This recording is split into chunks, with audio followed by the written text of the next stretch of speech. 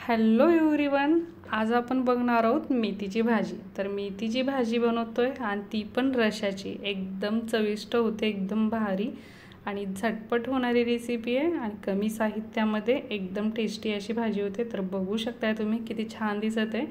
ज्वारी बाजरीच्या भाकरी संग चुरून खाण्यासाठी एकदम भारी डिश आहे। तर लगेच बनवायला घेऊया। तर त्यासाठी आधी मसाला बघूया। तर शेंगदाणे घेतलेत बघा, त्याच्यानंतर मिरच्या घेतल्यात काही आणि लसूण घेतलाय थोडंसं 3 ते 4 पाकळ्या। थोडंसं हलकंसं भाजून घ्यायचं। तर भाजून घेतल्याच्या नंतर मिक्सर जारमध्ये टाकून आपल्याला वाटून घ्यायचं आहे। आणि मेथी साफ करून घेतली आहे बघा मी। तर थोडंसं पाणी टाकून वाटून घेतले मी आणि मेथीला स्वच्छ धुवून घेतले आणि त्याला बारीक कट करून घेत आहे।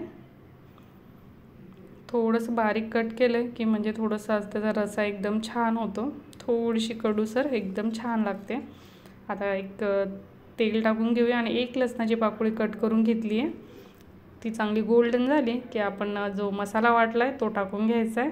त्यानंतर थोडीशी हळद। आता मसाला एकदम छान परतू द्यायचा आहे। तर बघू शकता बाजूने तेल सुटले। तेल सुटलं म्हणजे मसाला झाला आपला। तर आता थोडंसं पाणी टाकून घेऊया आणि तो पण एक 2 ते 3 मिनिटं चांगला शिजवून घ्यायचा आहे आणि मग त्याच्यामध्ये मेथीची भाजी टाकायची।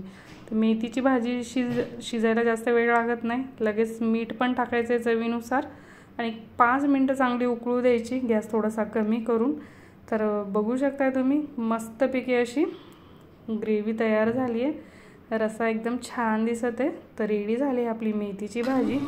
तुम्हाला हवा असेल तर तुम्ही भातावर टाकून खाऊ शकता, पोळी संग, चपाती संग, पण सगळ्यात छान ज्वारी आणि बाजरीच्या भाकरी संग लागते।